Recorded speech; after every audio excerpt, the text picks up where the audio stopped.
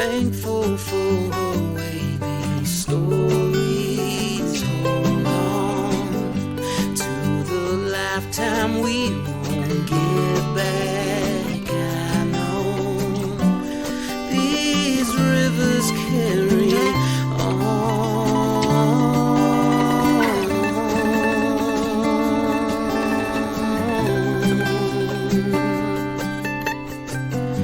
People tend to stick to you after time. Places tend to do the same as we do. This river carries on and on. Hello and welcome to Kankakee Podcast, where we talk about the people and places of Kankakee County. I'm Jake LaMore, and today's episode is going to be a little different than all the other ones you've heard so far. Or maybe this is the first episode that you've heard of the podcast in general. But it's a little different from all the others because we're not going to just be hearing from one person throughout the whole entire episode. We're actually going to be hearing different pieces of audio from different people that's actually a couple years old. And one of those people actually is no longer with us. He passed away. So to start, my oldest brother, Josh LaMore, just recently released a book called Coming Home: The Story of Manteno St. Joseph Church and Our Lady Academy.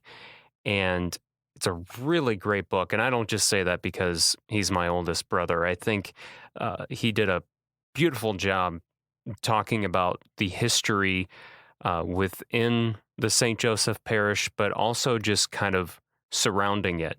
Because the opening part of the book, it actually focuses on the area of Manteno and encompasses some of the area towns like Bourbonnais and Kankakee.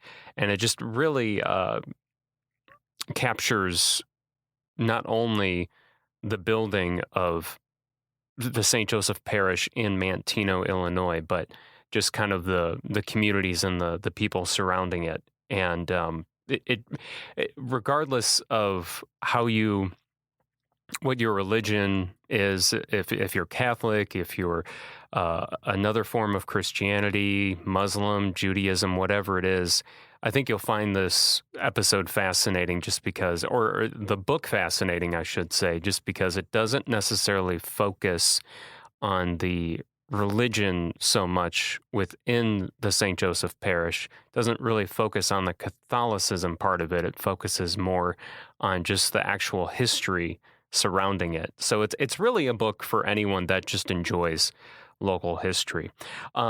So throughout my conversation with my brother Josh, that's actually who we're going to start off with. We'll hear from my brother Josh first. But throughout my conversation with Josh, we'll be taking little breaks to hear these other snippets of audio. While my brother was doing research for this book, which he started in, I believe, 2018 or 2019, he hired me to record oral histories with some of the well-known people within the parish of St. Joseph Church in Manteno. And I ended up recording 4 different people for him in 2019, between the winter and spring of 2019. And those are the people we're going to hear from throughout this. That's why I have this audio. And I won't tell you exactly who they are yet. I kind of wanted to be a surprise for you. Or maybe you already know, because it actually lists the people's names in the book. So without further ado, let's start it off. St. Joseph Church in Manteno and Our Lady Academy with my brother Josh LaMore.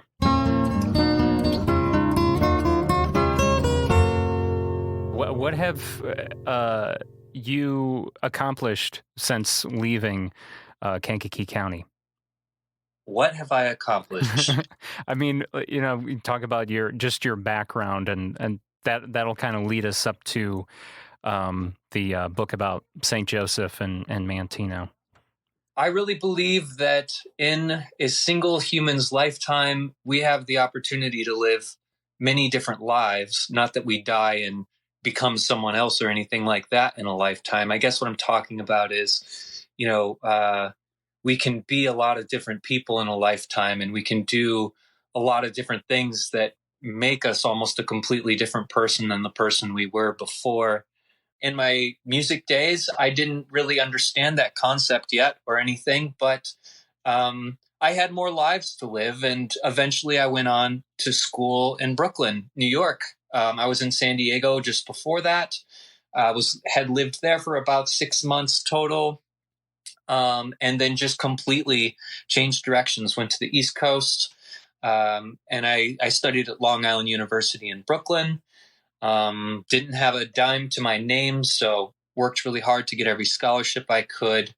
And, in order to do that, you have to get good grades. And I got really good grades. And, that was between the grades and all the extra projects I was doing in order to generate funds in order to be there and survive. I gained a lot of attention at the school and ended up as the valedictorian. And that was in 2014. So you graduated valedictorian with what degree under your belt? Oh, a bachelor's in English literature, American and English literature specifically, and a minor in philosophy. And I think maybe even more than the American studies, it was the minor in philosophy that has really kind of really helped in the future. Just it's more rigorous writing. I had a few instructors that would question every single little word that I wrote on every single paper and just, beat me with corrections. And that made all the difference. I'm so thankful for anyone who is a heavy editor or is really critical when they're grading students' essays, no matter what level, because that is invaluable. Forget about the student's feelings. The student needs to learn to get over those if they're really going to do something. And that really, obviously, this is something we'll get to eventually, but that really shines through on the book on St. Joseph Church, Coming Home, the book that was recently released that you wrote. It really, it's just so well written, very concise, very clear. And I feel like that probably goes from what you just told me with your philosophy teachers. Is that what you said?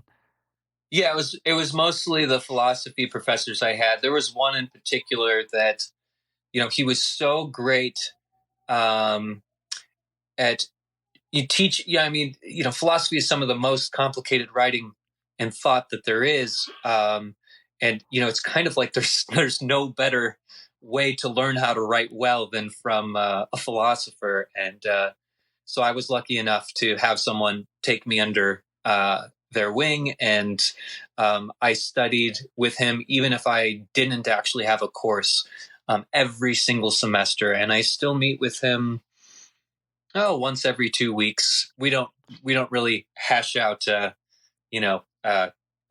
papers or anything like that anymore. We're mostly just talking about things that we're reading and thoughts that we're having. But those things live on long after. That's cool that you still keep in contact with them. So right after graduating with your bachelor's, it was literally that same week of the ceremony. You hopped on a plane, you went out to Utah, and started working at Cedar Breaks, which is a national park. And you were there for that season, which is a long time. You were there till what, October, November?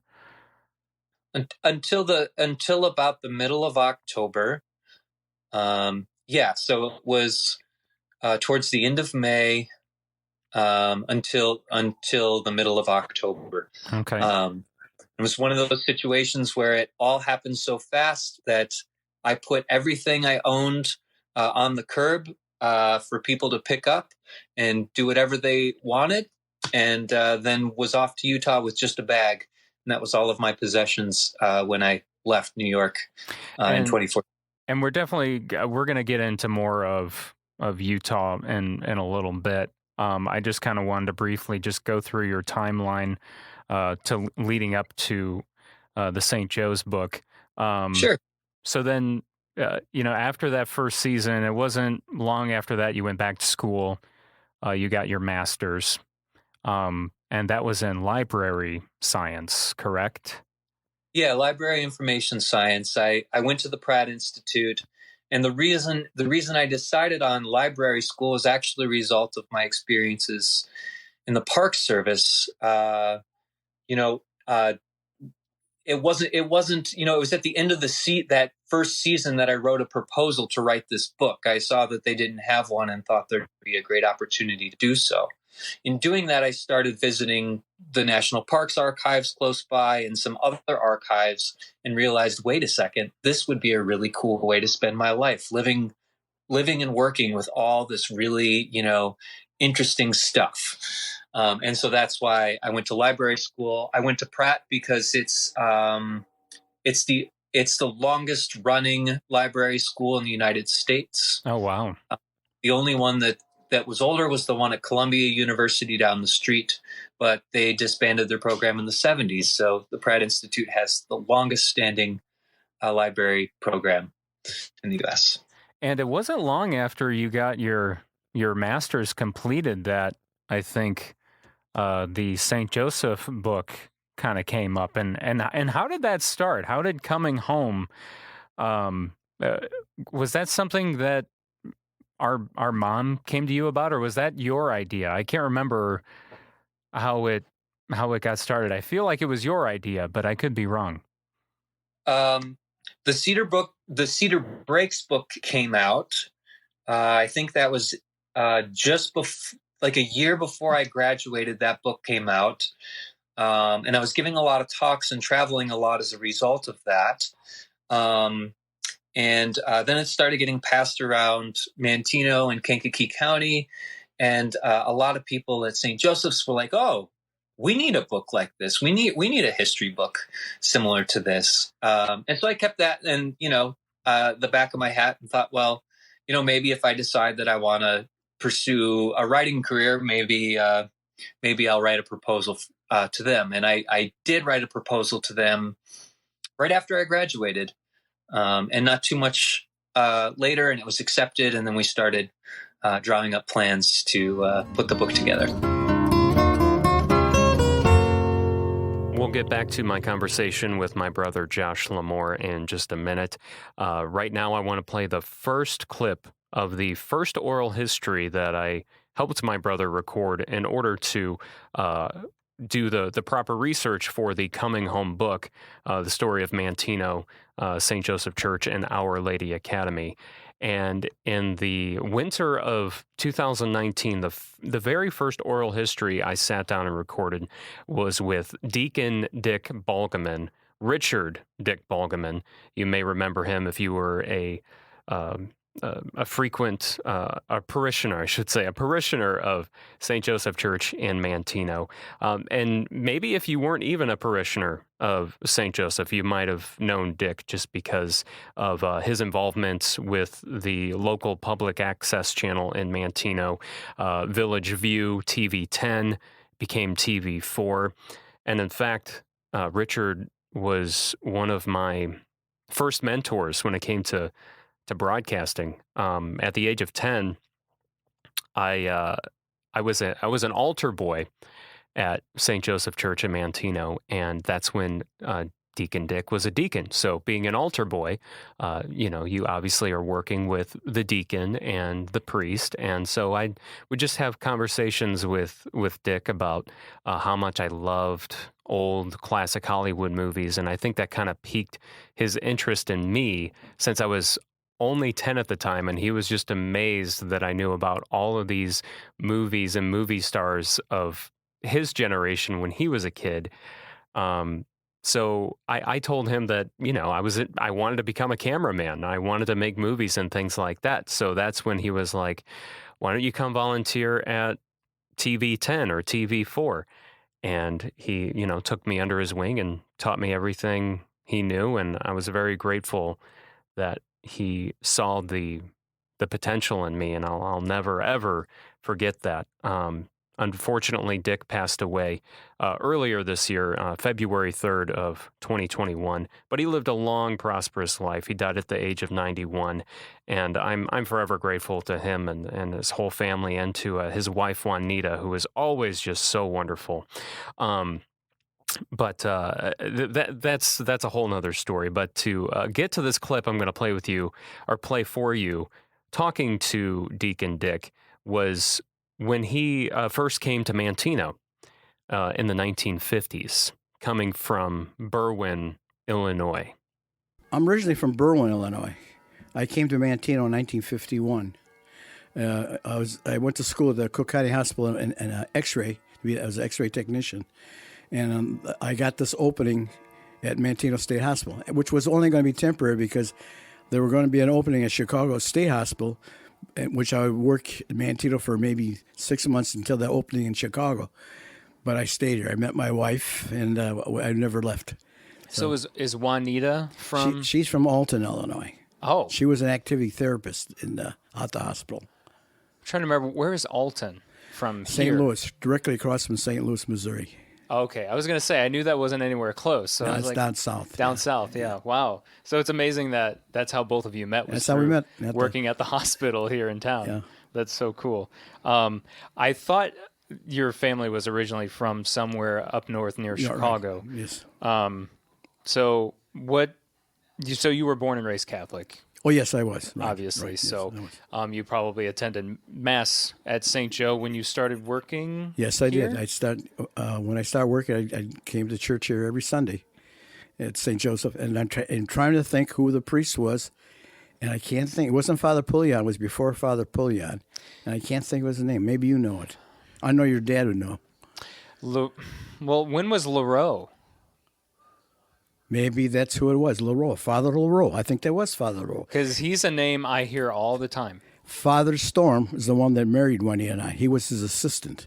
You're right. It was Father LaRoe.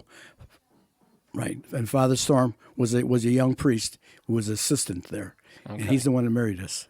So did you get married at St. Joseph Church? At St. Joseph Church, right. Okay. Yeah. And so it was Father Storm. Father Storm.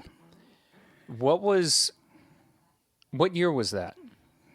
It would have been. It's in the 50s. 1952. Obviously. 52. Okay. Yeah, because it was a year after we came.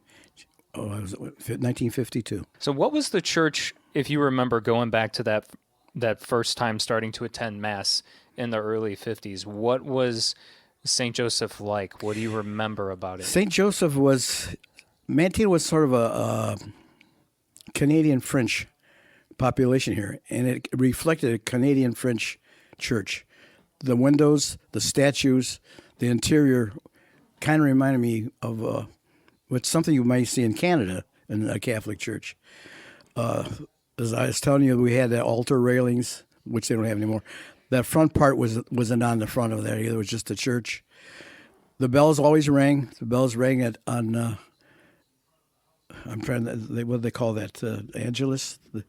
You could always hear you know what time it was because you could hear the bells ringing at St. Joseph. Did they ring every hour? No, or was it just hours? It was like maybe 3 times, and they had names for it, and I can't remember. I think at noon, they rang at noon. And, of course, Mass in the morning, they rang. And there was one in the evening, too, like at maybe 5 o'clock or something, the bells would ring. But you can almost tell time just by hearing those bells ringing. Yeah.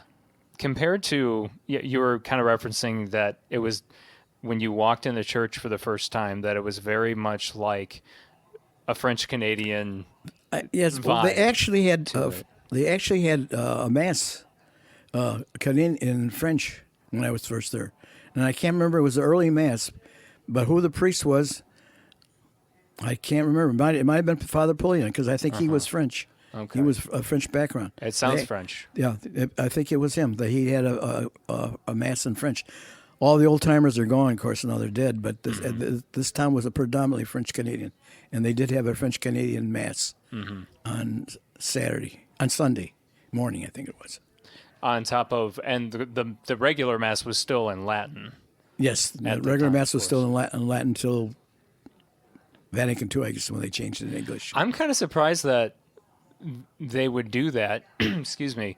They would have the French Mass along with the Latin Mass, because I know that they Well, were I imagine so. the Mass was Latin, but I imagine the sermon Oh, the sermon and announcements and things like that was in French. Oh, okay. That No, I makes imagine sense.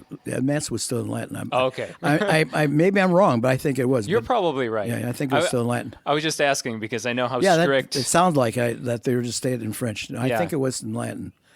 Because I know how strict they were. Yeah, it was with Latin. everything Yeah. being in Latin. Right. I was just curious, like, what was growing up in Berwyn and going to Catholic church there, and then coming to Manteno, like, what was there any like significant? And Berwyn, again, was an ethnic. Berwyn was a predominantly Bohemian town. In fact, they said at one time it was the largest Czech town, second to Prague in Czechoslovakia. Predominantly Bohemian. And they did in Berwyn, the church I went to, they had a Mass in Czech, in Bohemian. So that goes back quite a ways now. Yeah. But the interior, it was different from when I first came here and saw the interior of St. Joseph. In fact, it was St. Joseph in Berwyn I went to too. Oh. But it was I can't picture, but it was different. I can't tell you what the difference was. Of course, there was altar railings, which they don't have anymore, or anything like that. But they had statues were different. I think here they had Saint Joseph, and they had I forget the sister or a saint, another saint they had.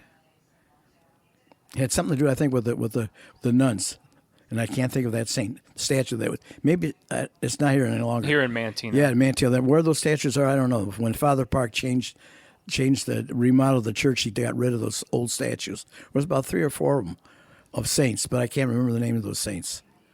I can't. Saint Joseph was one of them, but I remember that. Of course. Yeah. It would be interesting to find those Yeah, it would be. statues Where or they are. where they went, or Where they went, I have no idea.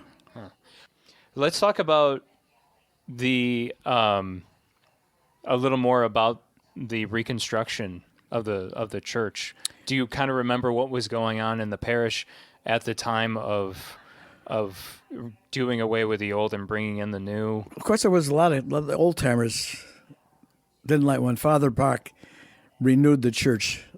The old timers didn't like it. In fact, we lost some of the old timers because he modernized it.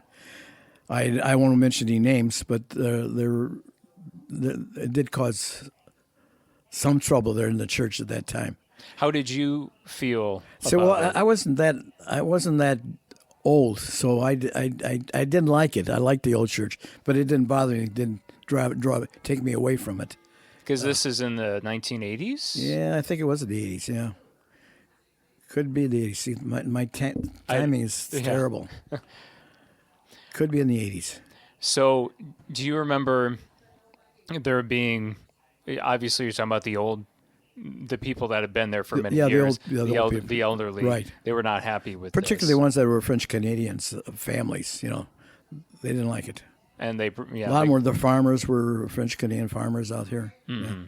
They just didn't accept it. So they just left and went out Some to did. parishes? They didn't all do, but some did. Some did went to St. Anne. I think a lot of them went to St. Anne. So what brought about this reformation? That's just this Father Park. He was picked by the bishop at that time to be the pastor there, and he was a very progressive type person. And he just took it on his own. I wasn't on the church board. I was on the church board, but not at that time. I was going to say there would have been There was meetings about this. There was meetings, and there were people on the board that didn't agree with it, but there were some that did agree with him. And he got his way. He got to change the church, completely remodeled it. So let's talk more about your time as a deacon. How did that come about? Well, I had an ailment. I had a tumor I think it was of a prostate, and it could have been cancerous. And at that time, It was at the end that you died, cancer. So I when I heard that, I went to church and I made a vow that if that would be non-malignant, I'd become a deacon. And when they took their biopsy on it was non-malignant, I said, "Oh my God, I got to become a deacon." So I kept why did I do that? I kept my vow. Yeah. And it wasn't easy. It was traveling a lot back and forth there, but I felt I owed God that, and of course the Blessed Virgin Mary. She was my patron saint. Yeah. Was there anyone else in your family that has been part of the church in that way, as being a deacon or a priest? No, or my father none? wasn't Catholic. My mother was Catholic, but my father wasn't. They were married in the Catholic Church and everything, but my father never. Although he would always during Lent he'd always fast, and sometimes he'd go to church, but he never became a Catholic. His father was a Protestant. In fact, his father studied to be a Lutheran minister, so he was a Lutheran, but he never went to Lutheran church. Okay. No, but he wasn't Catholic. So before making that vow, whether the tumor was going to be Malignant or right. not, Yeah. was there obviously would have been some interest, right? I mean, In faith, or what? yeah, just Yeah, as I far had as a- becoming a deacon, is that something that was kind of in the back of your mind for a while? Yes, I thought about that. Yes, it was in my mind, but because there was such a distance and everything, I just kept putting it off. So that's the reason why. When I said that was something I was thinking about, but I had no definite plans on it. But that definitely put me to it. I always think maybe the good Lord wanted me to do that. So Yeah. that's the way He got me to do it. Well, it worked, right? Yeah, it worked. It worked. It worked. So when you were in the process of becoming a deacon, what was going on at the church at the time, and who was a part of that process with you? Father Wilkening was the first one. Was the process with it. And then after Father Wilkening was. Was it Father Mark? Was I he think after? Father Mark helped me with it, with my studies. And in fact, some of the things that we were studying, I went to Father Mark, and he did help me. I'd go over to the rectory some nights, and he helped me on some of my studies. But that's the only really things I can think of that in regards to the church. When I became a deacon, the Knights of Columbus bought all my books when I went to study to be a deacon. They bought all these books for me. And that was for the Knights of Columbus at that time, they were pretty expensive, so that was a great thing. Yeah, they're not cheap. No, they're not cheap. So that I always remember that. Okay. And when you became a deacon in 97, that's when you were I ordained. believe it was 97, yes. Yeah. And what I did sick calls for Father. Somebody was sick. Some people were in nursing homes. I'd visit them, and I had my prayer book with me, and we would say prayers, and I'd bring communion. I'd bring communion to them. So that was my job at that time, to visiting the sick, and of course I assist at Mass. I assist at all the Masses. I also did some burials. I assisted at committals, burials. These were some of the jobs I had as a deacon. A clip of the oral history that I recorded with Deacon Dick Balgaman in early 2019. It was actually 30 minutes long. It was very fascinating, and I hope to release the whole thing soon. But may Deacon Dick rest in peace. And it was so fascinating to see all the different artifacts he had of not only St. Joseph Church in his basement at his house, but other pieces of Manteno history as well. I know recently his family had an estate sale, and maybe some of those things have since been sold that he talked about in the little clip I played for you. Now let's go ahead and get back to my brother Josh LaMore. You were doing so much research. Yeah, I think so. So that was right at the turn of the year. So it was either the end of 2018 or the beginning. I'm not sure which, but yes.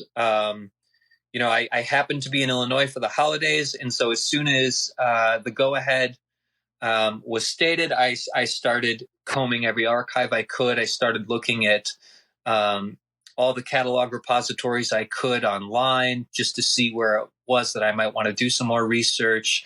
I looked at all the archival databases I could and just started saving and printing and documenting everything that I found.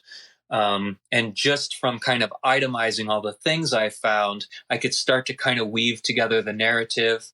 And I could also see where there were major discrepancies in stories that needed to be fleshed out further. What was one of those stories? I think I'm in, let's see, which chapter am I in? I'm starting in chapter 7. So I'm right in the middle of chapter 7 right now. But there was something about a story from, was it Gimo that wrote one of the Manteno history books? Yes, that would be Virgil. Virgil. Okay, so Virgil Gimo. I think there was something that he had put in like the last history book that he had written, and I wish I could remember which chapter that was in exactly, but it sounded like it was almost like a correction of something that he had written. You know how a lot of things are. A lot of stories in history are the telephone game, right?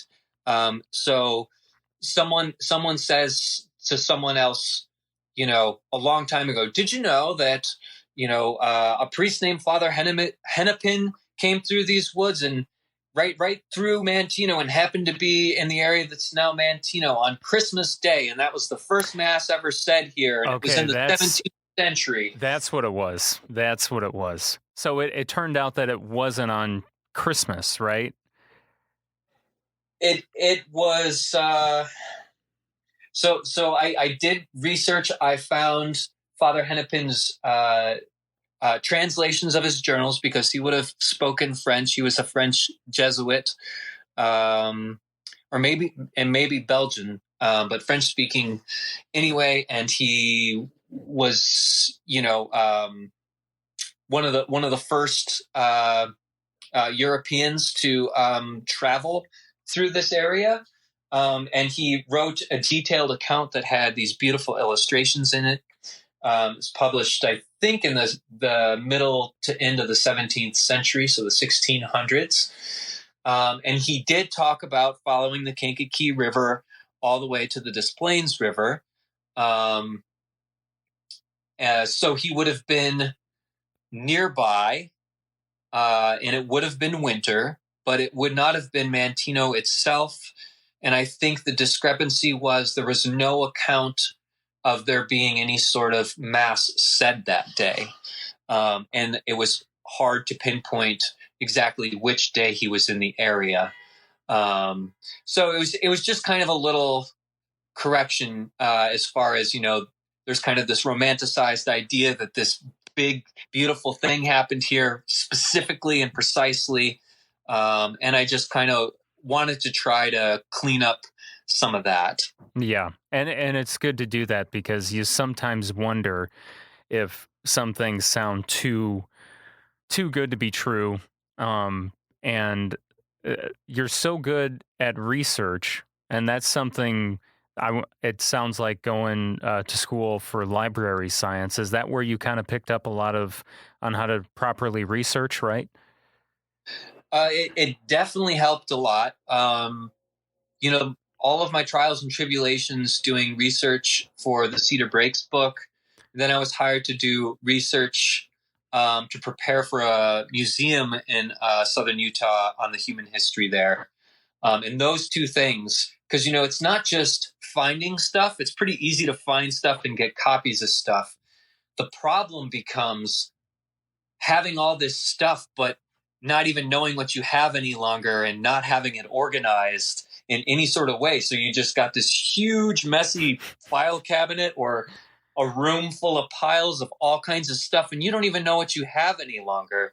So it's really important to figure out a process to document what you have along the way, even if you haven't read it yet. So was that what it was like for when starting the research for Coming Home? Oh, yes, that was absolutely the case. Figuring out, first you want to figure out where might things be, who might have things of interest, who are some people that I need to talk to, which is why I added oral histories as part of the work, which thank you, Jake. You were able to interview some of those folks for me and get some of that information together so that then I could look at what they were saying and look and see if I could find any documentation supporting that. So yeah, it's kind of a lengthy process, and then you finally get through everything and you start, you write kind of as you're researching. So maybe you have 5 different documents talking about the same event. And then, pretty quickly you can see that maybe one of those documents has skewed things, or, if it's a newspaper article, especially early newspaper articles, a lot of times the spellings are just beyond comprehension as far as like people's names. And then you can start to figure out where, they got their information through a third party or something like that. And then there's people's names that have no affiliation whatsoever with the church or what have you. Can you think of any instances where you found, let's say, numerous documents on a certain thing in the Coming Home book and all of them had different accounts? Was there anything like that? Yeah, there were some. So, and always the goal is when you're writing, something nonfiction is, you want to also be sure to share where you're getting your information from. Maybe not necessarily for the average reader, but you're doing that for the person 20 years from now who decides they're going to write a history book on St. Joseph's Church and Our Lady Academy. And so the best thing you can do is provide them a map with what you did so that they can see all the documents that you looked at, and they can go beyond that. Yeah. They can go further. They can dig into the places where you still weren't sure. So one of the instances is there's talk of establishing a church in 1862, building a church. Now, some accounts say that this church was built on Church Street, on the corner of Church Street, and I guess that would maybe be Division or 3rd, kind of near the banks, maybe where that parking lot is by the banks now. Okay. So several people wrote that it was built there in 1962. And then other accounts said that it was built in 1962 on the same grounds where the church is now. You mean 1862? Excuse me, yeah. 1862. I'm so sorry. No, it's okay. So, go ahead.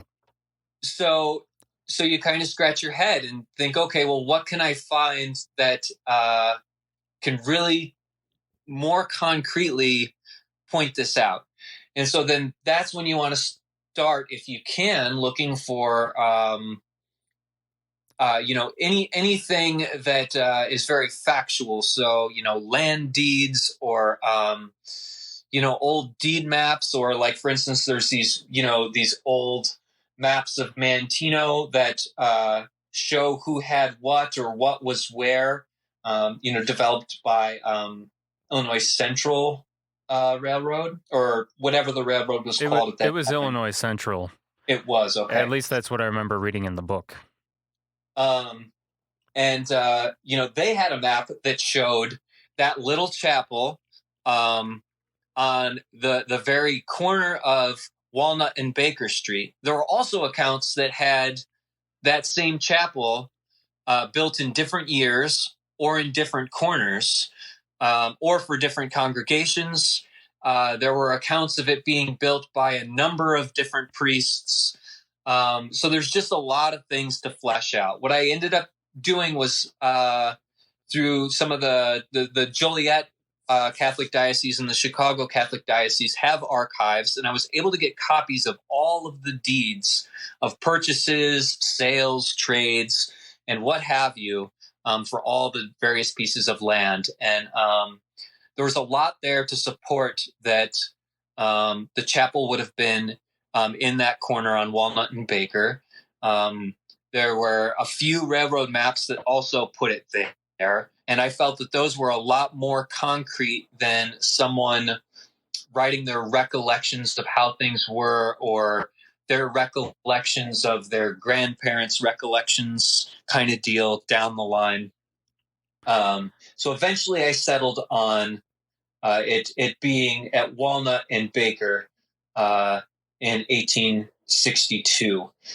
And there's still a mystery, though, as to whether or not there was even a smaller chapel at some point on Church Street. And it very well could be that there was, but I have not found anything that can concretely support that. And that was, speaking of things being concrete, something that you and I grew up being told, and it's in the book as well, is that the first place that the Catholics in Manteno would get together and have mass, have church, was a log cabin that was on our family's property of Franklin and Anna Weber, who own it present day, which is on Birch Street. Now, is there actually any documentation stating it was right there on that piece of property, or was that something that was passed down or just written from someone? So, first of all, next time you're out at that empty lot, and you can say where that lot is, what is that intersection? Well, it's a Birch and Jan Drive, right? Yeah, I guess so. I just couldn't remember the street names. Yeah, well, there. I mean, it's not. It's at least it's that empty lot that's right across the street from. Well, it's on Birch, but it's right across the street from Jan Drive in Manteno. At least I think it was in that empty lot that you were referring to in the book, right? And there is an indentation where you can almost see where the cabin might have been, and I've heard that by several people. But the document that led me to trust it is this atlas. It's a Kankakee County atlas that has these really beautiful line drawing architecture illustrations of various places in Manteno and Kankakee County. It has these detailed maps, and then they have detailed histories of various things in the book. And this book was published in, I believe it was 1879 or something to that effect. And it wrote out basically that account that I lay out there, including the first members, and including the first baptism and the first marriage. And I was able to verify that first baptism in one of the baptismal books at the Catholic Church, that it indeed was that July day in 1855, I think it was. We'll continue with my brother Josh in just a moment. Right now, I'm going to get to one of the next oral histories that I recorded for my brother while he was doing research for the Coming Home book with actually our grandparents. My brother and I were able to sit down with Franklin and Anna Weber to talk about not only my grandfather's life and printing, because at the time my brother was helping Franklin write his memoir, but both Franklin and Anna Weber were students of Our Lady Academy, and they kind of give us an insight to what the daily life was like as a student at Our Lady Academy at St. Joseph Church in Manteno. My grandmother, Anne, was actually a boarder there in high school. It was line up and shut up. Wasn't it? Yeah, when you'd line up in the John morning to Philip go to Sousa, class too. or at noon to go to class, you get lined up and they want you're supposed to stay quiet, and most everybody did. And tell them about the music. We had real good music. It was John Oh. Philip Sousa March. Oh yeah, they played music when we went up the stairs. You know, I don't remember what kind of music it was, but Philip Sousa. Sousa music, Yeah. wasn't it? Yeah, and we all go up the stairs. That'd keep you quiet, you know. You'd listen to the music. So, describe what did the music sound like, though? Oh, it sounded good. It was just a record. They're like marches. They're like. I was gonna say, was it like a march? Yeah. It could have been. I don't remember that. Okay, that's what I meant by like describe. And see and I remember that in 7th and 8th grade a lot. And Mother Catherine, she was the principal, and she'd be playing that record, you know, as the kids were going up the stairs. And all the while, I was in those last 2 grades, I think, maybe 6th grade, I'm not sure. She called me Benjamin, for Benjamin Franklin, Is that the right? father of printing. Oh yeah, she called me that all the time. So back to grade school, though. I mean, it was small, right? How many in your class? Oh, probably at the 2 classes, probably 40 for the one teacher. Oh. She 40 teach the kids. the 5th graders. She teach them arithmetic or something like that, and have you do some work after that. Then she'd go over to the 6th graders, and she'd be working with them on some other things. Do you think there was that many? Yeah, I would say so. I have no idea. There was about 6 rows of desks and about 8 or 10 or more seats going back. Oh my, that was a lot, wasn't it? Yeah. But they handled them all right. If somebody got out of line, you went up to their desk and she got a ruler out and slapped your hands. So what was the teaching like? How would they do it? Do you remember what a lesson might kind of feel like, or how they might conduct it? I don't know, but I know each Monday she put all the lessons on the board for Monday, Tuesday, Wednesday, the things that you had to do that week to be studying on. And then whatever class she picked out first, why you do that work, certain parts of that Monday work you'd start out with, and you work on that and that subject. Then she'd go over to the other class for their Monday work and do their thing. Then she'd go back and forth. They were pretty good teachers, and they also had some lay people in there. A couple of lay ladies. Not when I was there. Mrs. White was there, and I don't know what the name of the other lady was. I forgot. Sounds But- kind of like a one-room schoolhouse. Yeah, but it was better than that, I think. It was a nice new building. Boy, those women were so dedicated. Like the ones that taught me high school. 2 of them would one of them was a very good disciplinarian. She just passed away, but she was like a mother to all of us. So this is after hours. And then when it came time to sleep, I'll be damned, they didn't sleep with us. You know, they were monitoring us all the time. So they didn't sleep at night. They slept with you to. In Yeah. the same room, And we had dormitory. open beds, and they had a curtain around theirs. But yeah, they were constantly with us. And if they heard some kids whispering, rather, they'd tell them to shut up. Come around and see what you're whispering about. Or Yeah. one time I was scratching my head, and they wanted to know what that noise was. You know, came over to see me. That's really getting. Yeah, that's pretty personal. Yeah. You never stayed there, right, No. Papa? You always. I went home every night. It was only girls. The borders, Right. No, boys, they had boys till 8th grade. Boys- they did have boys and girls in Yeah, grade yeah. school. No, Borders, I mean borders though. Borders Yeah. were only girls, right? But no, No. boys. boys were borders too. Yep. I don't remember who the devil the borders were. I'd have to look up for 8th grade. When I came in as a freshman, I paid no attention to them. Had enough of my own axes, I guess. I don't know. So,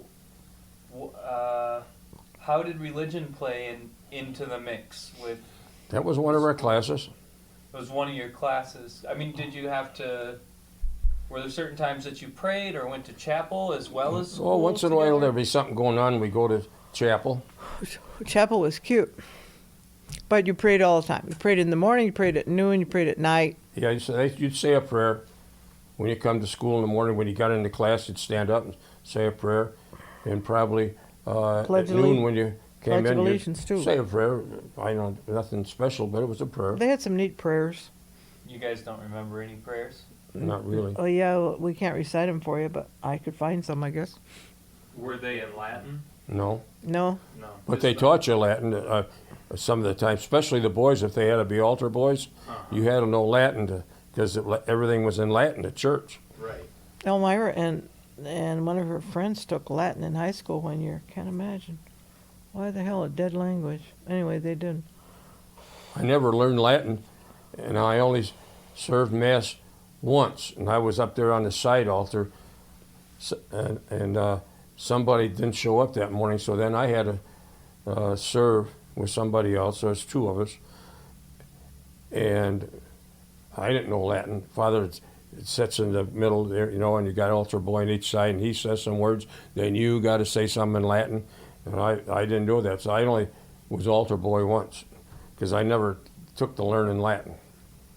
It still cracks me up that that they played marching music for kids to march into school to. That's that's something you don't hear about anymore. My grandparents, Franklin and Anna Weber, getting their take on what it was like being students at Our Lady Academy. That was a recording from 2019. Now we'll get back to my brother Josh. Going back to that early time that we've been talking about too, with some of the first buildings that were used to hold Catholic masses in Manteno, I don't think I ever heard that story about the Presbyterian's minister's wife, and I believe she was Presbyterian, and she had donated money to the Catholics in Manteno to help them liquidate their debt so they could actually build a legitimate church. And her husband did not like that and had her committed. Right. It sounds like there were several things. Let me find her name real quick. I should have wrote down her name. I think it's Parker or Packer. So the interesting thing about this story is Packard. Mrs. Packard. Yes, Mrs. Packard. I first found out about Mrs. Packard was nationally famous in her day after being institutionalized. But then, after that era, basically she created a lot of the reforms to specifically women getting put in asylums by their husbands, because the woman had no power to get out of it themselves. Unfortunately, it is really tragic. I ended up learning about this story in Boston at a musical. Really? In Boston at a musical, which happened to take place in a little weird town in Illinois called Manteno. Now I think I remember you briefly talking about this before. But see, you got to understand, both of us talking about this might not recollect certain things because, as we said, Josh started researching this, 2 or 3 years ago. So it's been some time. So he's not going to remember everything right off the bat, and neither am I. But yeah, Miss Elizabeth was her first name. And she was from the Presbyterian Church, and this was in 1857. So this story was in this musical about. Did it start?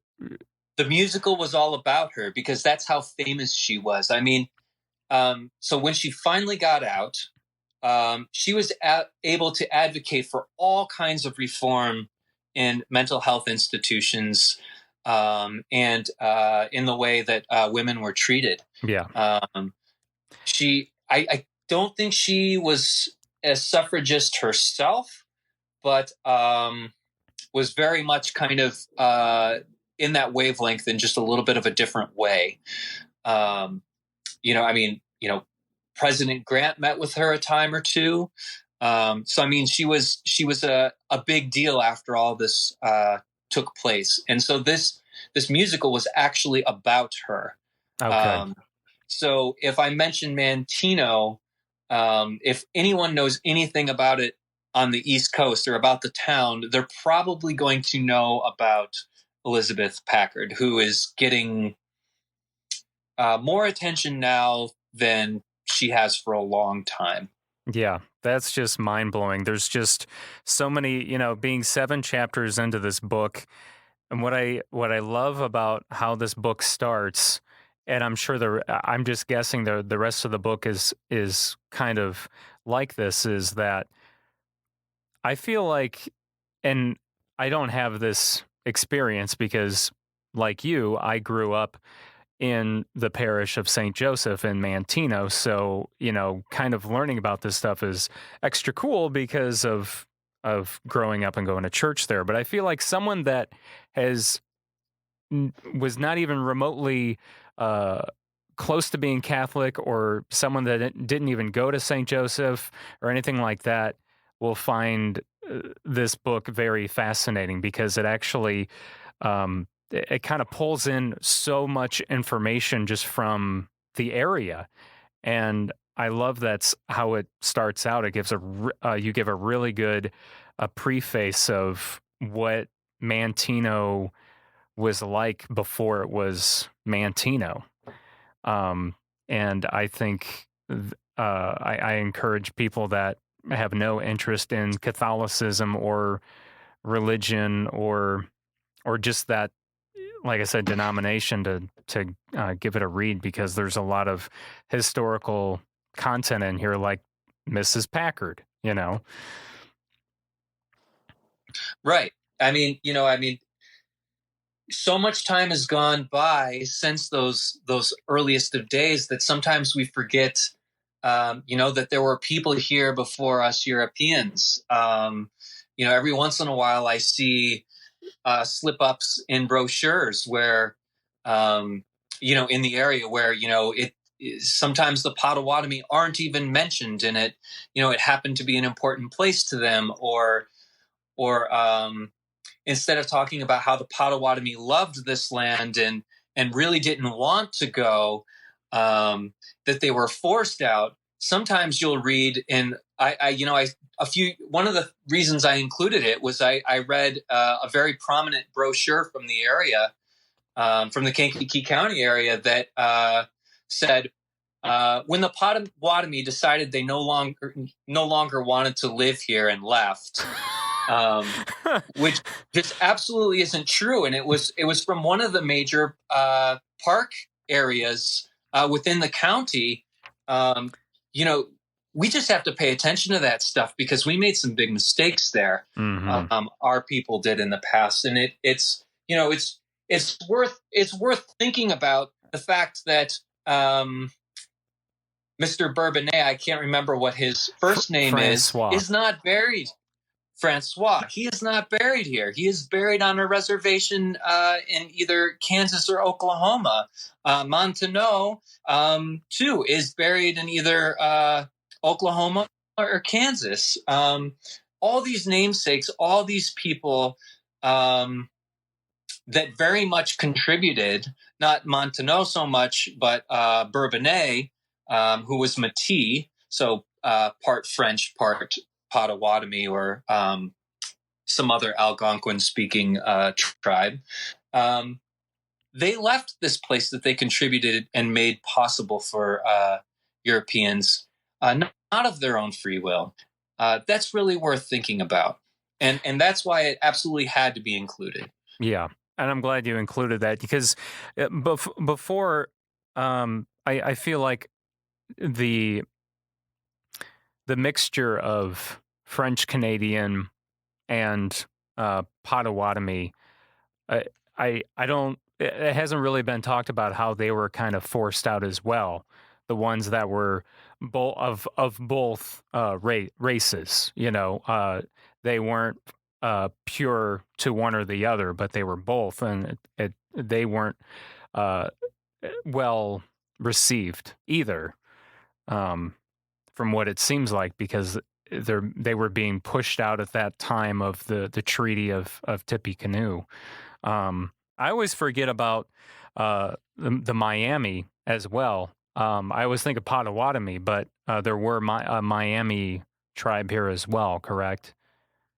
Yeah, there were several tribes. I think they were all of Algonquin speaking dialects, so they were all kind of connected and related in one way or another. But the Treaty of Tippecanoe was a result of wars that were being fought in the area with other Algonquin-speaking tribes that were part of the greater collective of the Potawatomi, even in this area.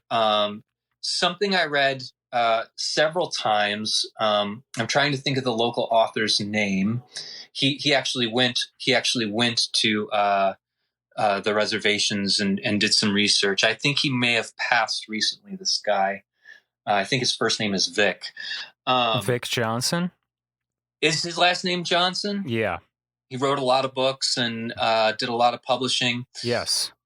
So he says that that the Métis folks, which would be the French Potawatomi mix, they were always seen as kind of leaders because they represented both cultures. They always took on these leadership roles. But a little after a lot of the French Canadian folks started coming along, more of the Anglo-Saxon folks who had a little bit more power and were a little bit more aggressive and influential, they were supposedly the ones who pushed them out of the area because they kind of created a hierarchy in which they weren't on top. Is kind of the very general understanding I have of it, or some version of that. They were no longer welcome, and the people no longer wanted those people to be seen as leaders to the community, so they were also forced out. Okay. Yeah, that's something I didn't realize as well. And like I said, this is just all everything that just kind of leads up to St. Joseph Church and everything surrounding it. So going on from there, and it's so there's just so much in here, and it's hard to pick a place to start. But I love how you tie in the other Catholic diocese or Catholic parishes in the area. You tie those in well and kind of give their cool backstory, like St. Rose in Kankakee, obviously Maternity BVM in Bourbonnais, tying those in well. I always forget that there was the Notre Dame Academy attached to St. Rose in Kankakee. So what was something that you were surprised to find when you were doing your research about the St. Joseph parish in general, not even necessarily the building? Those early priests, they were industrious, to say the least. I mean, they were everywhere. Many of the early priests established parishes and built mission churches all over the United States within their short lifetimes, often short lifetimes. I mean, some of them, 12 and 20 churches before they even got to Manteno and helped with either one of the chapels or one of the big churches here. What I learned is how connected that early history of the Catholic Church, how connected those early priests and so forth are to the larger history of the United States. For instance, the first priest to ever be ordained in the United States in Baltimore, at one point was one of the first priests to come and speak here in this area when it was it wasn't even a village at that point. So a lot of things like that, finding out that, one of the priests that did some of the work here in this area also called his home Kentucky and owned slaves. Or another priest who, after the Treaty of Tippecanoe, when there were the different mass exoduses of the Potawatomi heading off, those priests were traveling with them, trying to convert them to Christianity. Wow. I don't know how I feel about that, but it's interesting how connected it all is on a much larger scale than our county. Yeah. But that's what I like about this book. It really sets that tone and really spreads those roots across the whole country, the whole world, it seems like. Another story that I loved, and I feel like we could always use more of this, and it's just in any context, was talking about how when, was it Labrie? Yeah. Okay, like Labrie was really trying hard to get money together to actually build a legitimate church, a legitimate Catholic church in Manteno. And you reference, I think a couple different times, at least once, but a couple different times, I guess I touched on it a little bit, but different members of the community would donate to that cause, even if they weren't Catholic or even if they weren't religious. Everyone came together to help. And I think we always need more of that mindset of togetherness, no matter what you believe in. And I liked there was that in the book. Yeah, Manteno especially, and I found so many documents. I think even the Atlas from the 1870s acknowledged this. So many documents that were just blown away with how the Methodists, Protestants, and Catholics worked together in Manteno and supported each other. It was just really tremendous. And I wish I would have found more evidence of that in the early days. I wish I would have found more evidence of that when they were building what they call the Mammoth Church, which was a large wood church bigger than the one that's in Manteno now, that was double spired, had 2 bell towers. And when it burned down in 1899, everyone, not in just Manteno, but in Kankakee County and probably just a little bit over the border in Will County, all came to contribute whatever they could. I read accounts of people who the only thing they could do was contribute produce from their farms. They could contribute that produce, and then someone else could not have to work that day because they could get the produce to bring home instead, and could then work on helping with whatever needed to be done at the church, for instance. Okay. All that brick was hauled by horse and wagon by, all kinds of local people. I'm not sure if they were all from Manteno, but even our great-great-grandfather was a part of that wagon train that took all of that brick and brought it all the way from Momence to Manteno. Everyone contributed whatever they could. It did not matter whether they were Catholic or not. And I think that same that reciprocal atmosphere worked, in all 3 different ways. I only mostly know about the Catholic account of it, but it's just really beautiful because the idea was that, no matter which one of these belief systems you're following, it creates for a more integral, a sustainable community that's healthy.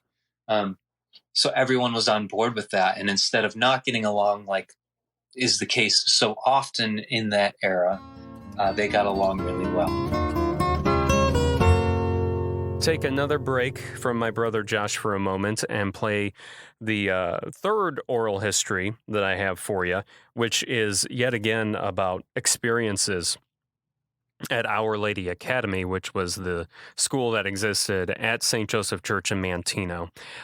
Someone who was a student there, obviously there was many students there over the years, but one that I got to sit down with in early 2019 was Elmira Wilkie, who lives in Rockville Township, just west of Manteno.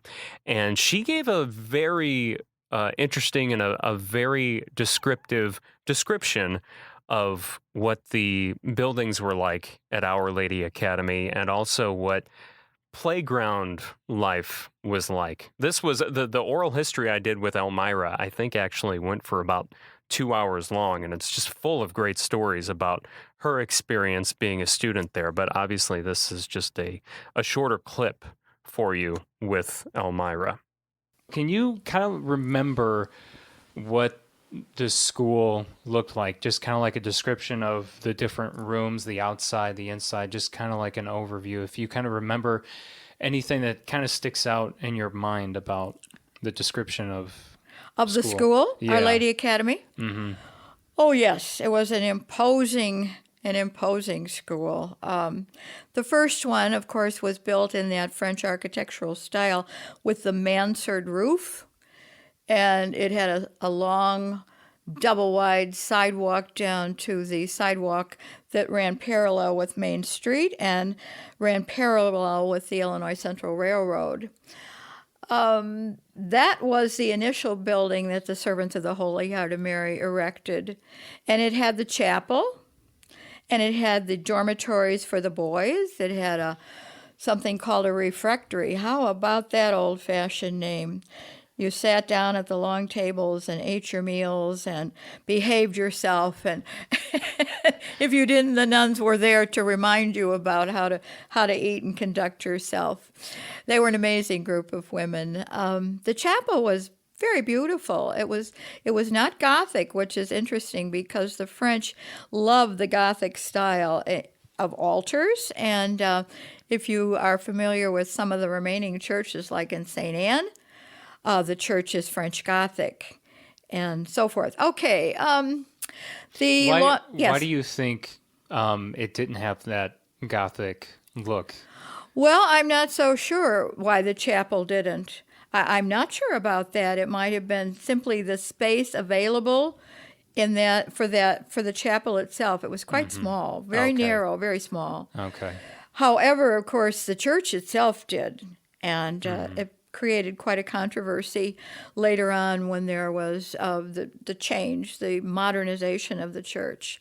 As far as the Academy building, what we knew as the Academy building, that was very contemporary. It represented a contemporary type of building for its time.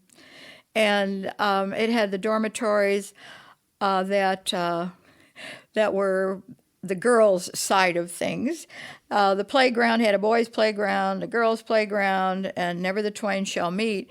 If you were a girl, you didn't stray over to the boys' side. If you were a boy, you didn't stray over to the girls' side. They were that strict, even. Yes, with very playing much. At recess. Oh, absolutely.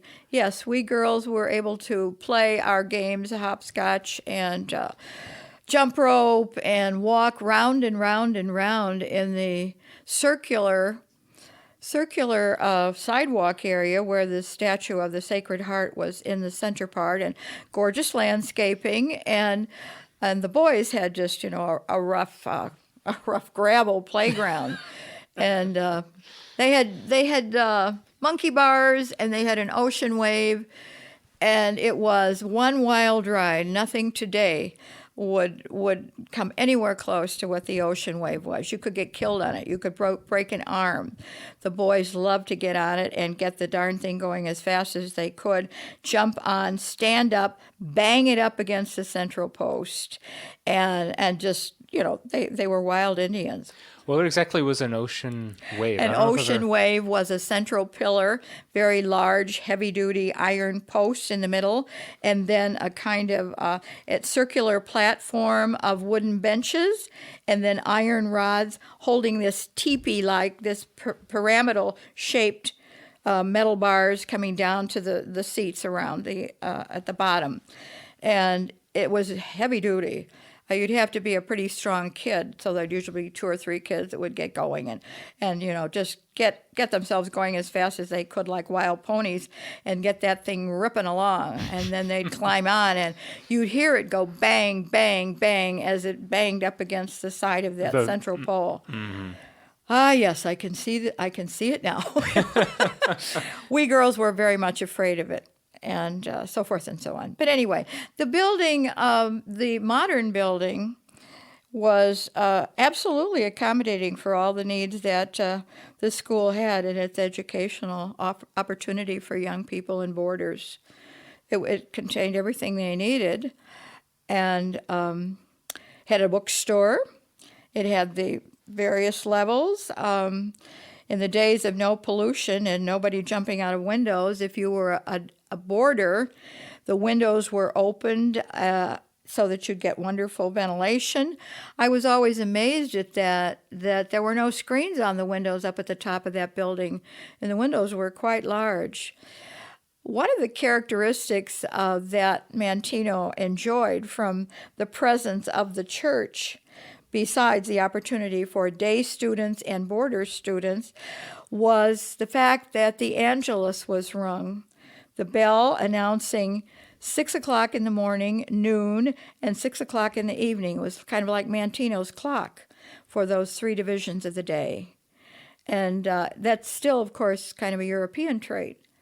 And it's a wonderful one. I've been in Germany, I've been in France, various places in Europe, and they still ring the Angelus, which was the angel announcing and Mary accepting that she would be the mother of God. That's what it relates to, Angelus, the Latin word. And so Manteno had this very special place, this kind of separate world where you sat in these old-fashioned desks. They are now, collectible items. And we had inkwells with ink pens and real ink and pointed little ink pens that could stab you. And I think some of the kids occasionally stab one another as jokes or meanness. And you had to learn to write with these. And, of course, the ink, one little false movement and the ink splattered all over, and we generally had inky fingers. But I'm telling you about the school, and you really wanted to know, I think, more about the church. Well, it's interesting to hear about these other things, too. Okay. Any kind of detail like that is perfect. Oh, okay. So, yeah. Well, So we had please. what was traditional in public schools, too. We had a picture of George Washington and a picture of Lincoln in every classroom. And the heaters, the old steam heaters, had pans on the ends of them in the wintertime so that moisture could be brought through, the atmosphere. So they did think of that for us. There was always a closet. There was always a broom and a dustpan. You could offer to help if you wanted to after school. Usually in grade school, they'd let you sweep the floor, sweep the desk. You could dust. You could clean chalkboards. You could have the fun of going out and cleaning erasers, clapping them together so that the chalk dust would dissipate, things like that. And they shared that experience with the public school kids, too. The boarders were absolutely marvelous when they depart for their holidays. You'd see this whole parade of nuns dressed in some winter clothing on top of their habits, conducting the kids to the depot in Manteno to go home for Thanksgiving and Christmas. It was a wonderful parade down Main Street. It was almost like an event. And you'd see the kids board the train, and away they'd go. And I remember we day students would sometimes follow in the parade just because it was exciting to see the steam trains come in and that whole experience of a steam train stopping at the depot. And, of course, the trains were constant. We'd be in church at Mass, and Father would have to quit the sermon The whole church would go dead because you'd feel the vibration. I actually feel the vibration of those wonderful steam trains, those engines. And Manteno was regulated then by the sound of the sirens, not the sirens, what do we call them on the steam locomotives? What do we call them? Not the siren. Whistle. Whistle, yeah, Yes, the whistle. Yeah. The whistle regulated our day, our 24 hours, because you'd get accustomed to the whistle of particular trains. You'd know the difference between the Green Diamond, and the fancy passenger train, and the other kind of trains, and so between the bells from the church and the train whistles, we were a town that kind of didn't require watches. That train, yeah. I'd hear, people say, oh, well, just went by, and so forth. Yeah. And with the bells too, that would definitely Absolutely. signify Yes, what time of day that's it right. was. It's your beginning, your middle, your end. Very pretty true. much. Yeah. I know as a kid, if I was, dragging along home, talking to my friends or playing a bit late, and when I heard that 6 o'clock Angelus bell, did I hoof it to get home, because I had 5 blocks to walk, and I knew I was running late. You get in trouble, I would assume. Yes, Mother would be wondering, what had detained me. However, Manteno was a very safe town, very safe. A clip of Elmira Wilkie when I recorded an oral history with her in early 2019 to help my brother do research for the Coming Home book, the story of Manteno St. Joseph Church and Our Lady Academy. We will now get back to my brother Josh LaMore once again. The bell tower really needs help, and I know that's something we wanted to bring attention to, was the St. Joseph Parish is trying to gather that money to rebuild that tower. Yes. They're very much trying to come up with a plan to start generating funds for that. And that all happened after I started doing research. But once that did happen, it seemed really important to highlight how our churches are, very much the center of our community. I mean, the health of the churches is, the health of the community, and not always just in a spiritual way. I mean, if somebody needs help, whether it's financial help, food help, whatever kind of help, they're probably going to go to the police station, the fire station, and one or several of the local churches. The churches are community centers, and I think that that's something you can find no matter what era of history you're talking about. I think it's really relevant now. I think, churches get used for all kinds of other things besides their spiritual practice, and I think that's going to continue to be the case. So, bringing attention to how central they are as pillars to the community, and how no matter what it is you believe or think, you're part of the community, and you have to work together, because the unhealth of one is the unhealth of the entire community, so to speak. Absolutely. Yeah. And the way when you first open up this book and you go, I don't know if this is, they call this a preface or an introduction.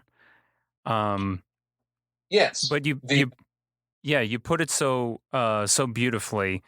And I guess I never really thought about it before. I kind of taken it for granted, growing up and spending literally most of my life in Manteno. You write, it has often been said that if you find yourself lost in Manteno, all you have to do is look to St. Joseph's steeple. And says, prominently standing above the village trees, rooftops, and surrounding countryside.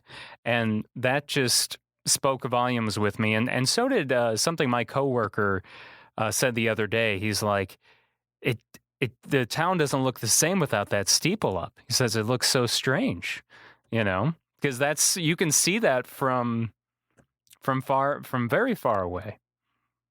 Right. And I don't know if you will remember this, but I kind of remember it a little. The bells used to ring, at 6 a.m. I think it was, and at noon, and then at 5 or 6 p.m. Yes, I remember that. And it was so weird when that stopped happening. And so many old timers that I've talked to or heard talking about various things over the years talked about how they didn't have timepieces with them when they were in the fields. They relied on those bells to know, oh, well, it must be lunchtime now. Yeah. Or, I would hear accounts about, the bell tolling out a death. Yes. And as soon as the tolling would start, everyone would stop what they were doing dead, because they would want to listen to how many tolls it was to figure out if it was a male or a female, so that they could then start to think about who it could possibly be. Was somebody sick or whatever. I remember when I was an altar boy at St. Joe's, and I want to say it was Father Ed, I think, was the pastor at the time. And the bell tower was remote controlled. He gave me the remote to control when to hit it for. This was for a funeral. He had me hit the button for the death toll of the bell. And I remember that. And it seems so strange to me that's how the bell system worked, was with a remote control. But I do remember doing that. Yeah, I think, and that bell would ring for anyone's death. I mean, yeah, yes, everyone heard that time. Everyone knew when it was noon. It went far beyond. It went far beyond any sort of belief system. It really served the community. It's like a radio news broadcast that you don't need a device to listen to. It's just there. Absolutely. Yeah, and it I can't tell you how many times I've heard people talk about finding their way back to Manteno or a certain part of Manteno by looking up to the horizon to find that steeple. So really, it is a loss of a community beacon, more so than it is a loss of any sort of spiritual beacon. Yeah, it really is. I feel at this point it is more of a community thing than really just the community inside the church. It's the whole area. It's all of Manteno. So I hope that togetherness that's talked about as some examples in the Coming Home book kind of resonates with different people outside of the Catholic Church to dive in and help get that steeple rebuilt. Absolutely, and a lot of folks who've got generations and generations in the area might be surprised to find that someone in their family line helped contribute to the building of that tower in the first place. Yeah. And I'm sure I didn't get everyone. I know I didn't get everyone's name, but I'm sure it wouldn't take much for people to start looking through, their own genealogy resources and whatever else to say, aha, yes, sure enough, my family member did contribute to that. So it's a loss of a legacy for many people who don't even necessarily know that they lost part of their legacy. Yeah. Well, even some of the names that you mentioned from early on and trying to get the parish up and running, I think one of the names I recognize that's still in Manteno was Greasy. That name is still a well-known name in Manteno. And to see that name up from the early days, I can't remember what the first name of the Greasy was, but to see that name was like, oh wow, this really goes far back. I'm trying to remember some of the other names from that excuse me, from that time. Yeah. Oh, here we go. Langlois. There's another one. Langlois, yeah. Longton. Mm-hmm. Butler. Pepin. Yeah, Pepin. Yeah. So, I've definitely have met some of the, of the people that are alive today in the community that are most likely tied to the names in this book. So it's just cool to see that. Yeah, and I think even Labrie, who shows up a lot because he was so integral in building the Manteno parish, which took a very long time for Manteno to be recognized as a parish. It was just a mission for a long time where a priest would only visit, once every month, and then everyone from Manteno would have to travel horse and buggy quite far just for that Sunday Mass. The Labrie family, I think, still probably have family in Moments. Okay.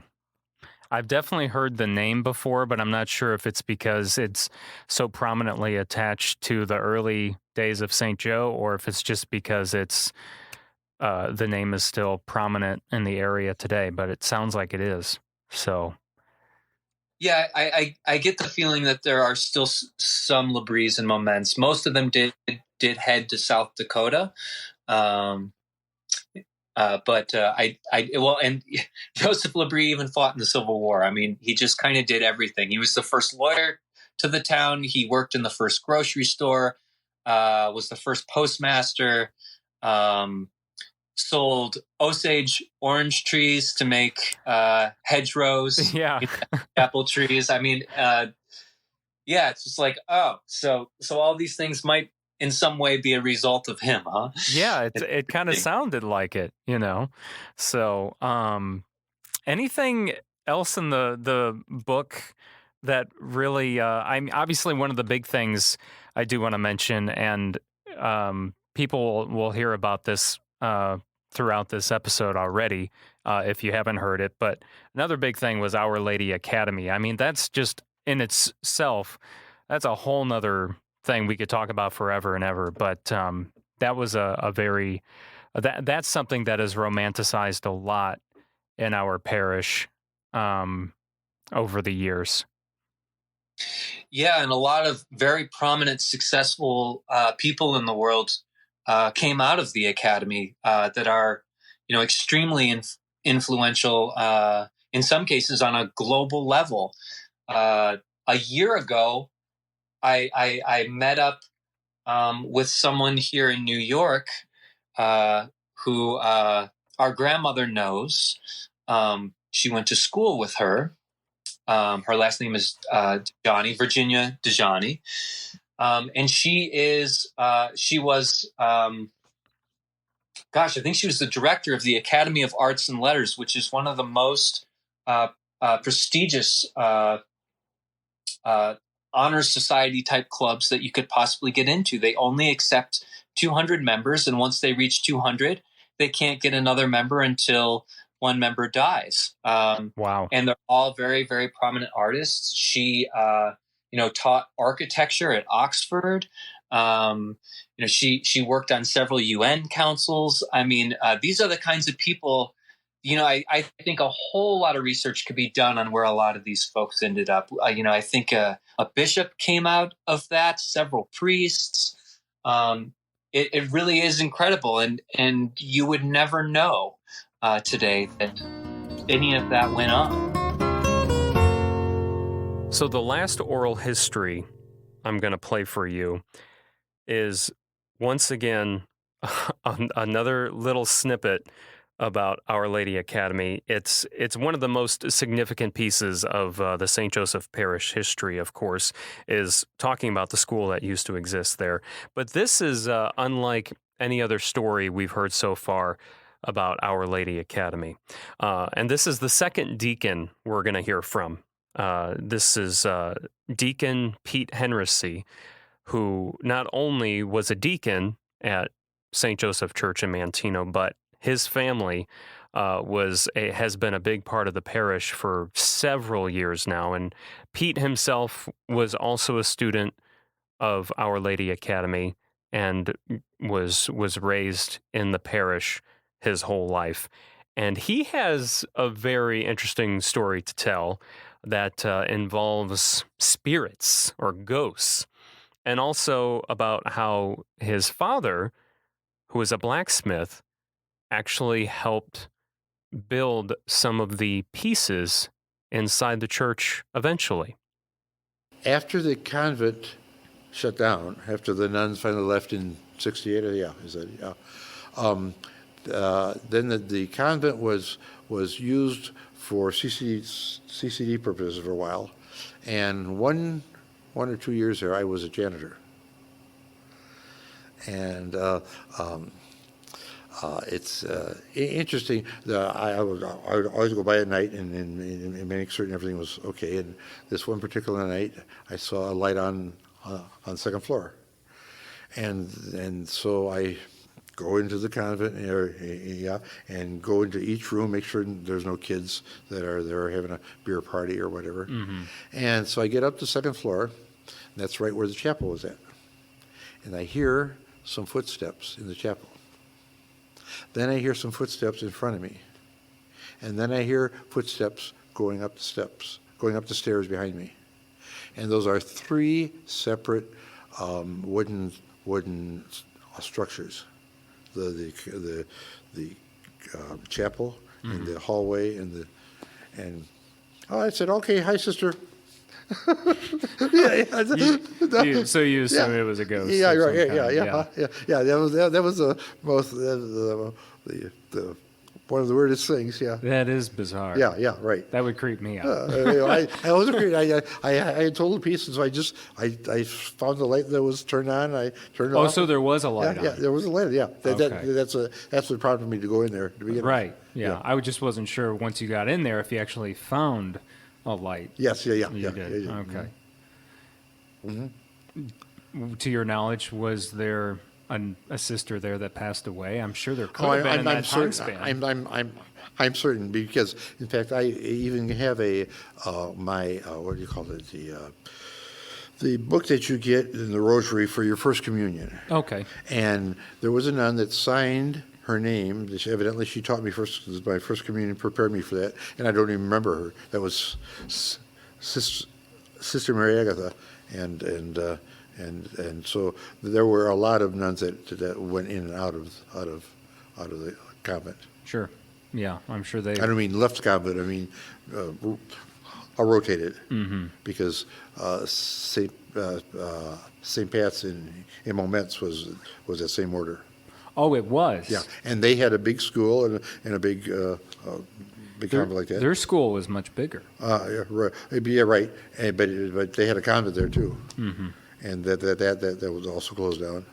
I think Beaverville was part of the same order, and then I think down in either Champaign, I forgot where the other one, where the Mother House. Mother House was up in St. Gall's in Chicago.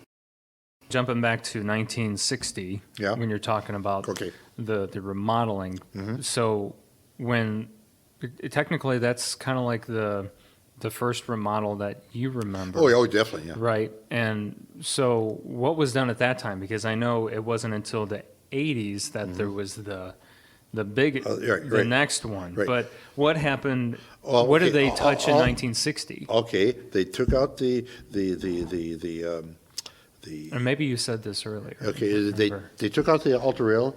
They took out all those seats, and that's when we first got pews.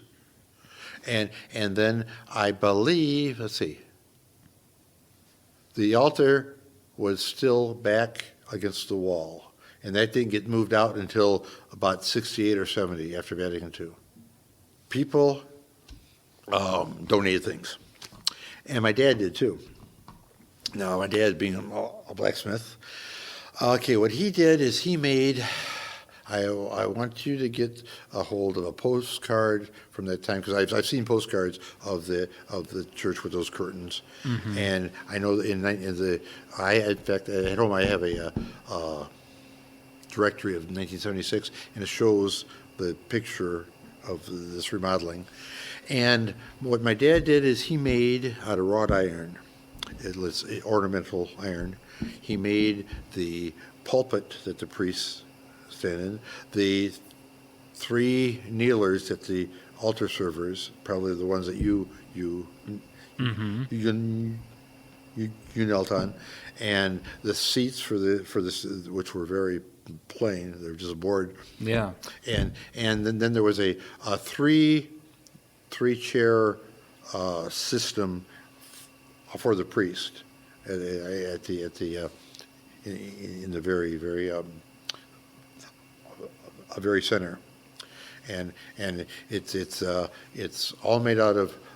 What my dad did is he took like 3/4 inch square iron, put it in the forge, heated it up, put it in the lathe, and started to twist it to get uniform a design. And then he took like probably at least 1/2 inch coral iron rod, and bent that into a perfect circle. And then he made designs on it. The symbol of the Alpha and Omega, the symbol of Christ, all out of iron, and welded it all together. And then some of that he donated it, and some of that he others wanted to purchase in order to donate. Mm-hmm. So that was that the pulpit and all that, the kneelers and all that, and then I forgot the 2-person kneeler for the wedding. When they remodeled the church again, Mm-hmm. what happened to those pieces? Did they get auctioned off? I don't know what happened to it, but I saved one. Oh, you did get Yes, one? Yes. Okay. When the weather gets good, I'm going to put it outside and have you come over and take some pictures. Oh, perfect. Okay. Yes. I was going to say, I would Yes. hope you would have one of those Yeah, pieces yes, since your yes, father yes, made it. yeah. But those were put in I think in the garage, and I think they were on their way out to the scrapyard. And you found... So, hey, that's my dad's stuff. Sorry. Yeah. Yeah. Well, that's good. Good. Right. It's really touching that Pete still has those pieces, some of those pieces that his father made for St. Joseph Church. I would imagine that's something you'd want to hold on to forever and ever. Pete had, when I sat down with Pete in early 2019, that was another 2-hour-long conversation, and it was really hard to pick through that whole 2 hours, pick through stories to share with you, because Pete Henricy had so many great stories about the Manteno St. Joseph Church and Our Lady Academy to share with you. But I was grateful to have been able to talk to Pete Henricy about that. One last time, we will get to my brother Josh and close out the rest of this episode about St. Joseph Church in Manteno. I hope you've been enjoying this so far. You know, besides this book that my brother Josh has written, he also has, we touched on Beauty Beyond the Telling, which is about Cedar Breaks, Utah, the national park there. Josh has spent, was it two seasons or 3 seasons? I spent 2 seasons there, but then afterwards was hired by a museum design company here in New York to develop all the content to go into this museum in southwestern Utah. So I just finished with that. So it kind of feels like 3 seasons. Yeah, I guess that's why I keep thinking 3, just because of all the research and the trips back that you had to make to Utah in order to do that book. So, you know, if you read Coming Home and you want to hear more history telling by Josh, you can definitely pick up that book. It's another great one that you can find. That's also at walkingpress.bigcartel.com. If you've listened to the episode of Kankakee podcast with our grandfather, Franklin Weber, his memoir is available there. And then something that I always thought was really cool, and this is one of the first things, if not, maybe it was the first thing that you, or was Window Sessions is what it's called. Did you put that out before the Cedar Breaks Utah book, or was that after? It was after, actually. it came out about the same time Franklin's book came out, and it's a multimedia artist book that has music that accompanies it. So I always, when I'm trying to describe it to someone, I tell them it's like having an analog music video experience. Because the book is a book of photographs that have the lyrics written on them. And the way to experience it is to listen to the music and follow along within the book. And along with the music are all kinds of background sounds that I captured that kind of make another level of narration along the way. It's a fun project. I'm really proud of the music. And it was just something that had to happen. What I like about it, it's still all one track, isn't it, too? It's not like you can skip. It's not like here's 10 tracks and here's the book. It's all one. And it all flows together. Yeah, it's like a 25-minute travel session.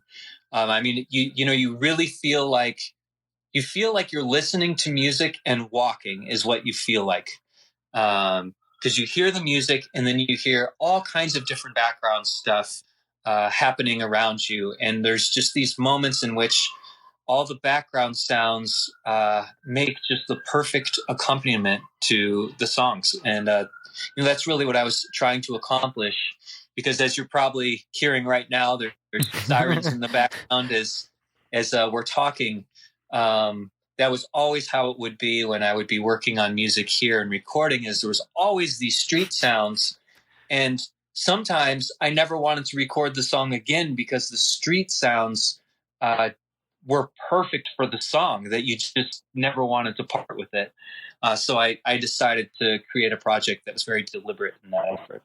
Yeah, that makes perfect sense. And I know there were times when you were working on this Window Sessions book and music, you were telling me, I just recorded this on my phone in the subway, or you said, or it wasn't just like one time though that you recorded audio on the subway. You said you did it for like every day or something for a long time. I can't remember how long it was. Yeah, there are background sounds from probably about 20 states. And the photographs are from maybe 80 different locations scattered throughout the United States. And so there are some tracks, which are some of my favorites, where the picture is from one place, the lyric is talking about another place, and the sounds are from 2 or 3 different places all together. And they sound like, and it all feels like it was meant to all be in the same place, at least at that moment. Yeah, because I know some of it is some of the beach sounds you hear. That's somewhere in California, right? Yeah. In Los Angeles, near Venice Beach. It wasn't Venice Beach, but near there. Some of the music was recorded there. So yeah, I just remember New York and California. Where'd you get some of the other sounds? Because I don't remember if you told me where some of the other sounds are from. Yeah, places like Utah, Illinois, Indiana, Massachusetts. I think there's some sounds in there from Reykjavik, Iceland. I forgot you went to Iceland. That's right.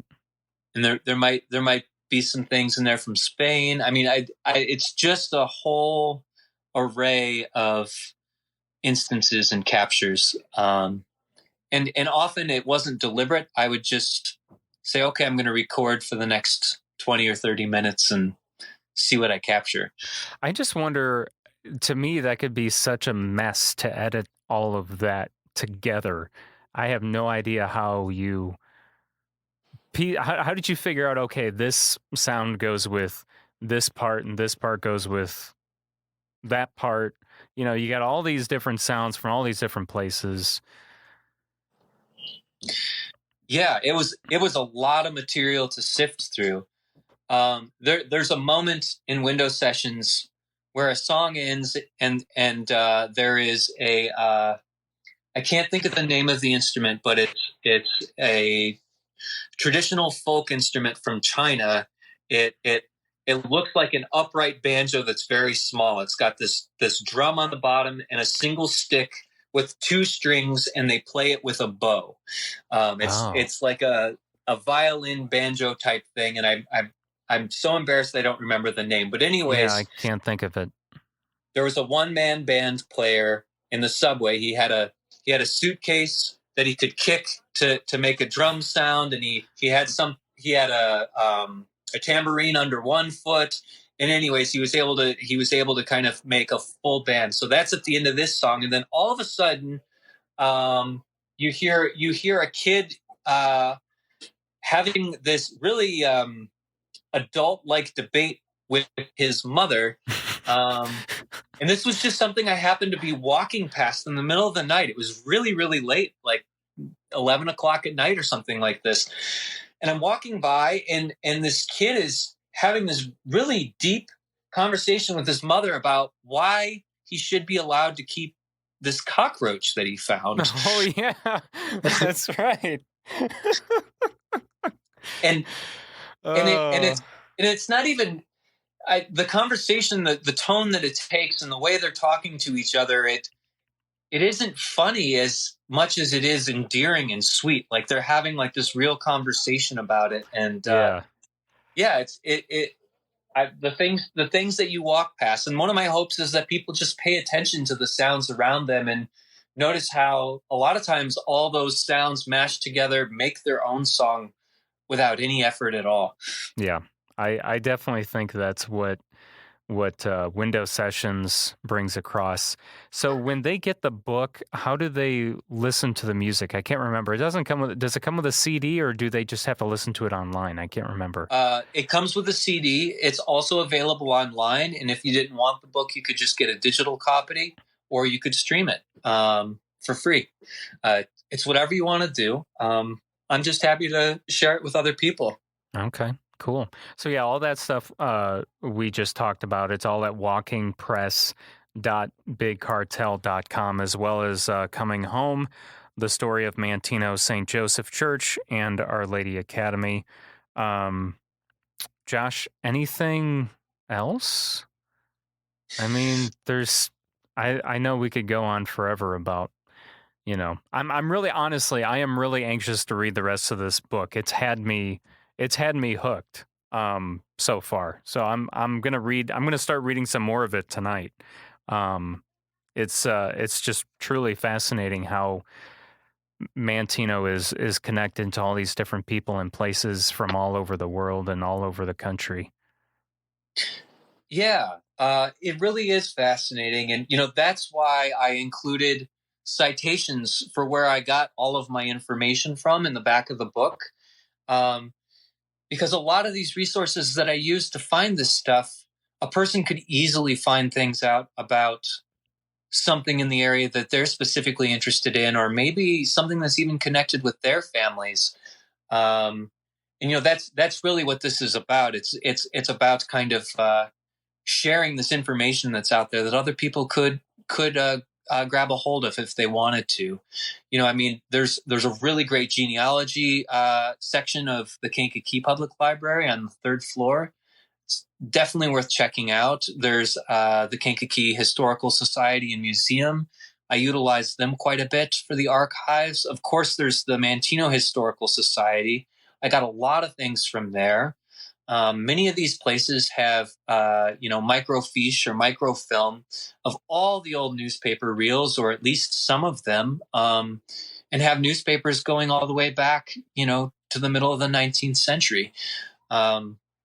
There are some real gems out there. So if you're passionate about history, or you have something that you're wanting to research in the area, I recommend checking out those local resources. Okay, great. Anything else that you're working on, or? What am I working on?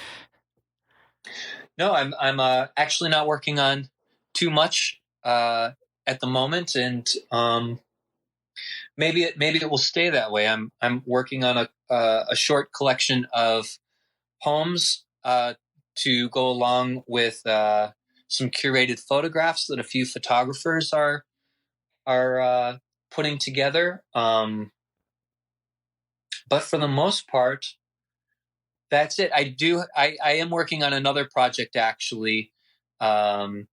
It's a group of very short stories that are all connected, and it's fully illustrated by a really fantastic illustrator I got to know here named Kelsey Gallagher.